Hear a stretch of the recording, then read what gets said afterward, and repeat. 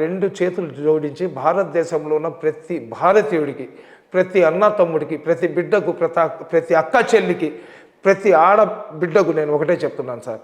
ఈ దేశంలో దేవుళ్ళలో కులాలు మతాలు కానీ ఉంటే సూర్యుడు హిందువులకి సూర్యరశ్మి ఇస్తాడు, చంద్రుడు హిందువులకే ఏదైతే వెన్నెల ఉన్నది ఇస్తాడు. మీలో గాలి దేవుడు, అగ్ని దేవుడు, సూర్యదేవుడు, చంద్రదేవుడు, భూమాత ఇన్ని ఉన్నాయి కదా. అవి కేవలం హిందువులనే ప్రేమిస్తుంటే వాళ్ళు మమ్మల్ని చంపేయవచ్చు కదా. 10 నిమిషాలు ఆక్సిజన్ మాకు అందకపోతే అందరం చచ్చిపోతాం కదా. హిందూ ధర్మం మేము మిగిలిపోద్ది కదా. సూర్యుడు మీకు ఎంత టెంపరేచర్ కావాలో అంతే టెంపరేచర్ మీ మీద పెట్టి మా మీద 200-300 డిగ్రీల టెంపరేచర్ ముస్లింలను దేవుడు కదా, సర్వాన్ని సృష్టించిన వ్యక్తి కదా. వాళ్ళకు మేము ఇష్టం లేకపోతే దేవుడే మాకు చంపేస్తారు కదా. మీ దేవుళ్ళు మా అల్లా లేదా వాళ్ళ ప్రభు అందరు కావాలనుకుంటే మీకేంది ఇబ్బంది? మీరెందుకు నాశనం చేసేయాలనుకుంటున్నారు ఈ దేశాన్ని? మళ్ళీ మా బిడ్డలు ఎవరో బ్రిటిష్ వాళ్ళు ఇంట్లో పోయేసి లెట్రిన్లు బాత్రూములు కడుక్కుంటూ మా ఆడవాళ్ళు మీ ఆడవాళ్ళు చిరిగిపోయిన బట్టలు వేసుకొని వాళ్ళ బిడ్డలకు లెట్రిన్లు కూర్చుంటే అది కడిగించుకుంటూ ప్లేట్లు కడిగించుకుంటూ వాళ్ళు బట్టలు ఇప్పి తరుముకుంటే కప్పుకొని పరిగెత్తే రోజులు మళ్ళీ కళ్ళతో చూడాలని ఉండారా? ఎందుకు ఈ దేశాన్ని నాశనం చేసేయాలనుకుంటారు? పోయేటప్పుడు ఎవరేం తీసుకొని వెళ్ళరు. వచ్చేటప్పుడు చేతులు మూసుకొని వచ్చినాం. తల్లి గర్భంలో నుంచి వచ్చేటప్పుడు చేతులు మూసుకొని వచ్చినాం. తల్లి గర్భంలో నుంచి మేము చచ్చిపోయి ఈ తల్లి ఒడిలో పోయేటప్పుడు చేతులు చేసుకొని వెళ్తాం. ఏముండదు ఒంటి మీద. మీ ధర్మం కానీ మా ధర్మం కానీ ఏ ధర్మం కానీ ఎందుకు దేశాన్ని నాశనం చేయాలనుకుంటున్నారు మనకు అర్థం కావటం లేదు. స్వాతంత్ర్యం వచ్చిన తర్వాత ఇక్కడ ఏ సమస్య లేనట్టుగా క్రిస్టియన్స్ వచ్చేసి మత పెద్దలుగా పాస్టర్లుగా మాట్లాడి వాళ్ళేమో ఆ రకంగా మతాలు మారుస్తూ ఉన్నారు. ఇక్కడ ఈయన పేరు ఏం పేరు? బ్రదర్ సిరాజ్. ఆయన మౌలానా అంటాడా మరి ఆయన ఏమంటాడా ఆయనకే తెలియాలి. ఆయన కూడా మతం మార్చే పనిలోనే ఉన్నాడు.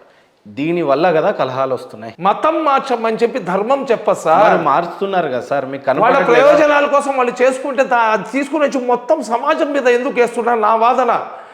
సమీ తప్పు చేశాడు, సమీని నిలబెట్టి బట్టలు ఊడగొట్టి చెప్పుతో కొట్టండి. లేదా ఎవరో XYZ ఏదో చేశాడు వాడిని కొట్టండి. మీరు మొత్తాన్ని ధర్మాన్ని ఎందుకు చుట్టేస్తున్నాను? నేను అదే చెప్తుండేది. ధర్మం గురించి అవగాహన లేకపోవడము, మా బిడ్డలకు మా గ్రంథాలు ఏం చెప్తున్నాయో మనం వాళ్ళకు నేర్పించకుండా పోవడమే మనం చేస్తున్న పెద్ద తప్పు. వాళ్ళు ఏంటంటే ప్రతి ఒక్కడు కూడా ఏదో ఒక దగ్గర అరే దైవంతో భయపడాలనుకున్నవాడు ఏం చేస్తాడు?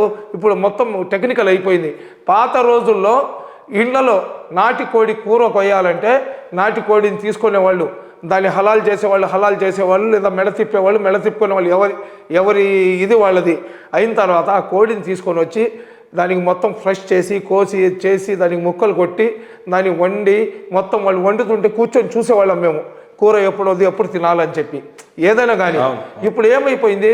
కూర వండమంటే ఫోన్ తీసుకొని స్విగ్గీకి కొట్టేసి నాటి కోడి కూర అని చెప్పేస్తున్నాం. నెల్లూరు పెద్దారెడ్డి చేపల పులుసు అని కొట్టేస్తున్నాం. సరేనా? లైఫ్ మెకానికల్ అయిపోయింది. అదేవిధంగా దైవాన్ని కూడా మెకానికల్ ఎవరైతే ఇతర ధర్మాల మీద దాడి చేస్తున్నారో, ఎవరైతే ఇతర ధర్మాలను విమర్శిస్తున్నారో, వాళ్ళు క్రైస్తవులు కానివ్వండి, ముస్లింలు కానివ్వండి, హిందువులు కానివ్వండి, వాళ్ళు ముస్లింలు ప్రజలకు కాదు వాళ్ళు ద్రోహం చేస్తుండేది. ఆ దేవుళ్ళనే ద్రోహం చేస్తున్నారు. ముస్లింలలో ఎవరైనా ఉండి ఇతర ధర్మాల మీద దాడి చేస్తున్నాడంటే అతను ఆ ధర్మం మీద దాడి చేయటం లేదు, అతను అల్లా ఆజ్ఞకు వ్యతిరేకంగా పోతున్నాడు. అదేవిధంగా హిందూ ధర్మంలో ఎవరైనా చేస్తే వాళ్ళు దేవుళ్ళ ఆజ్ఞకు వ్యతిరేకంగా పోతున్నారు. అదేవిధంగా క్రైస్తవులు ఎవరైనా చేస్తే వాళ్ళ ప్రభు యొక్క ఆజ్ఞకు వ్యతిరేకంగా వారు పోతున్నారు తప్ప ఏం లేదు. అందరికీ మీరు ఏమైనా అనుకోండి, ప్రతి ఒక్కరికి అన్ని ఆత్మల మీద కమాండింగ్ చేసే పరమాత్ముడు ఒకడు ఉన్నాడు. అతను శూన్యంలో ఉన్నాడు, అతను ఎవరికి కనబడడు. మేము అల్లాని నమ్ముతున్నాము, అది నా విశ్వాసము. మీరు ఏమని నమ్ముకుంటారు అది మీ విశ్వాసము. ఇంకొకటి ఏమని నమ్ముకుంటాడు అది వాడి విశ్వాసము. అల్లా అనేవాడు ఒకడు కాబట్టే అందరికి ఒకే సూర్యుని ఇచ్చాడు. అల్లా అనేవాడు ఒకడు కాబట్టే అందరికి ఒకే చంద్రుడిని ఇచ్చాడు. అల్లా అనేవాడు ఒకడే కాబట్టి అందరికి ఒకే గాలి ఇచ్చాడు. అల్లా అనేవాడు ఒకడు కాబట్టి ఒకే భూమి ఒకే ఆకాశం ఇచ్చినాడు. అవన్నిటిని సృష్టించినాడు అల్లా సుబ్హానహు వ తఆలాని మేము నమ్ముతాం కాబట్టి మా విశ్వాసం అది. మీరు ఎవరినో నమ్ముకుంటారు కదా, అది మీ విశ్వాసం. అది ఎవరి విశ్వాసం వాళ్ళది. ఆ విశ్వాసాలను వదిలేసి ఒకళ్ళ మీద ఒకళ్ళు దాడి చేసుకుంటున్నారంటే మీరు మీ మీ- మీ భగవంతుడిని మీరు ఉల్లంఘించినట్లే మా అల్లా ఆజ్ఞని మేము ఉల్లంఘించినట్లే వాళ్ళ ఏదైతే పుస్తకాలు ఉన్నాయో వాళ్ళ గాడి ఉందో వాళ్ళ ఆజ్ఞను వాళ్ళు ఇచ్చేసినట్లే. నెక్స్ట్ అడగబోయే ప్రశ్న ఒక సత్య అన్వేషణిగా అడుగుతున్న ప్రశ్న ఇది. చెప్పండి. భూమి పుట్టినప్పటి నుంచి ఎన్ని కులాలు, ఎన్ని మతాలు, ఎన్ని ధర్మాలు కూడా అంతరించిపోయినాయి. ఇందాక నేను అన్నట్టు జూడా, జైను, సిక్ అయితే ఇప్పుడు ఉంది, కానీ కొన్ని మతాలు వచ్చినట్టే వచ్చి అంతరించడం కూడా అయిపోయింది. ఇన్ని భూమి పుట్టినప్పటి నుంచి ఇన్ని మతాలు, ఇన్ని కులాలు, ఇన్ని విద్వేషాలు, ఈవెన్ భారతదేశం కూడా యూనిటీగా ఉండకపోవడానికి కూడా కారణము అప్పట్లో కులం, మతం ఇవి రెండే ఎక్కువగా ఆపాదించేవాళ్ళు.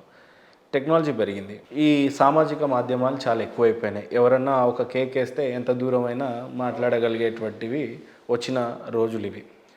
ఎప్పటికీ అంతరిస్తాయి, ఎప్పటికీ మానవులంతా ఒకటే కదా.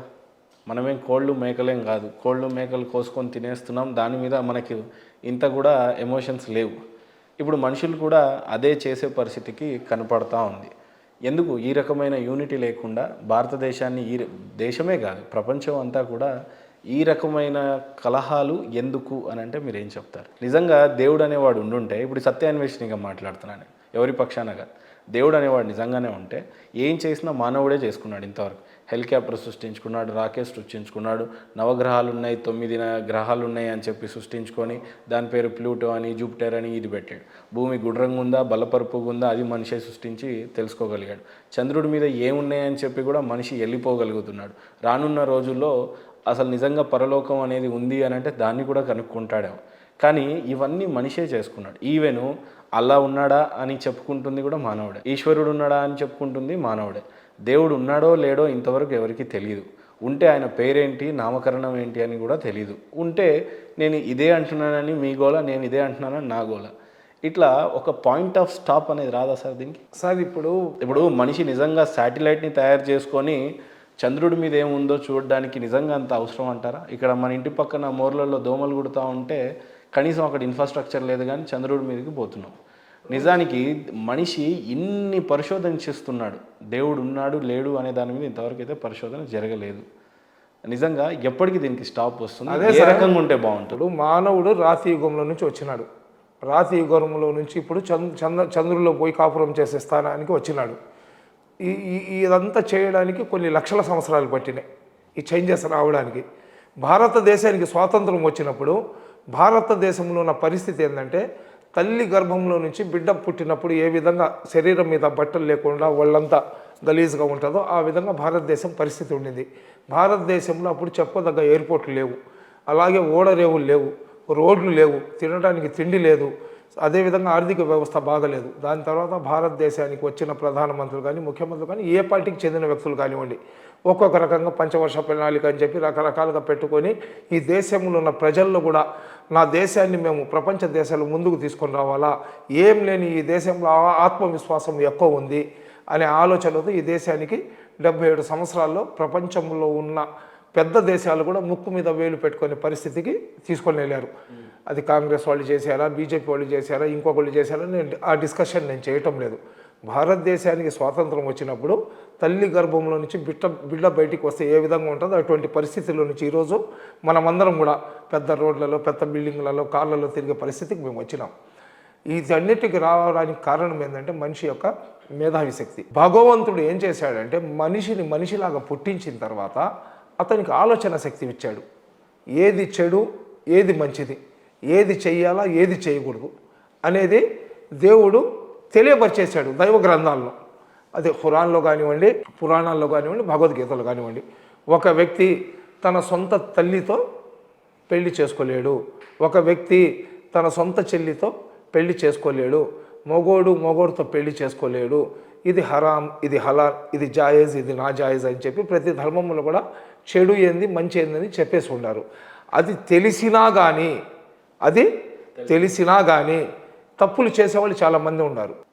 ఆ తప్పు అనేది జరిగితేనే కదా దేవుడు అనేవాడు గుర్తుకొచ్చేది. తప్పు అని జరిగితేనే కదా దేవుడు అనేవాడు గుర్తుకొచ్చేది. కాబట్టి ఈ దేవుడు అనేవాడు మనిషిని ఆ దిమాగ్ ఇచ్చేసి వాడికి చెడు ఏందో మంచి ఏందో కూడా చెప్పేసి వాడిని వదిలేసినాడు. వాడు మంచి పని కానీ చేసుకుంటే రేపు స్వర్గానికి వెళ్తాడు, వాడు చెడు పనులు కానీ చేసుకుంటే నరకానికి వెళ్తాడు. ఆ డిసైడ్మెంట్ అల్లా చేస్తాడు, అది మా మధ్యలో లేదు.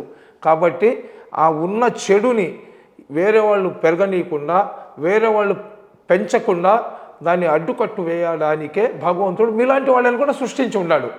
చెడు చెప్పేవాళ్ళు 10 మంది ఉంటే చెడును అడ్డుకట్ట వేస్తూ సమాజంలో అందరూ సోదర భావంతో అన్నదమ్ములాగా కలిసిమెలిసి ఉండాలా అని ఆలోచన చేసే శక్తి ఆ భగవంతుడు మీకు ఇచ్చాడు కాబట్టి వచ్చింది. దీనివల్ల మీకు వచ్చే లాభమే లేదు. ఏదైతే ఇప్పుడు దీనివల్ల మీకు వచ్చే మీరు ఏంది, నా భారతదేశం బాగుండాలా, ఇక్కడున్న మేమందరం కూడా అన్నదమ్ములాగా కలిసిమెలిసి జీవించాలా, అదేవిధంగా మా బిడ్డలు కూడా ఏ సోదర భావంతో మేము ఉన్నామో మా బిడ్డలు కూడా అదే సోదర భావంతో జీవించాలనే ఒక మంచి ఆలోచన ఆ భగవంతుడు మీ మైండ్లో వేసినాడు కాబట్టి మీరు ఒక మంచి సమాజం కోసం పాటుపడదామని మీరు చెప్తున్నారు. ఒక చెడు వచ్చినప్పుడు దాన్ని ఆపడానికి మీలాంటి వాళ్ళని ఎవరో ఒక మంచి వ్యక్తులను ఆ భగవంతుడు వాళ్లకు ఆ మైండ్లో ఆ మాట వేసి వాళ్ళ చేత చేయించుకుంటాడు.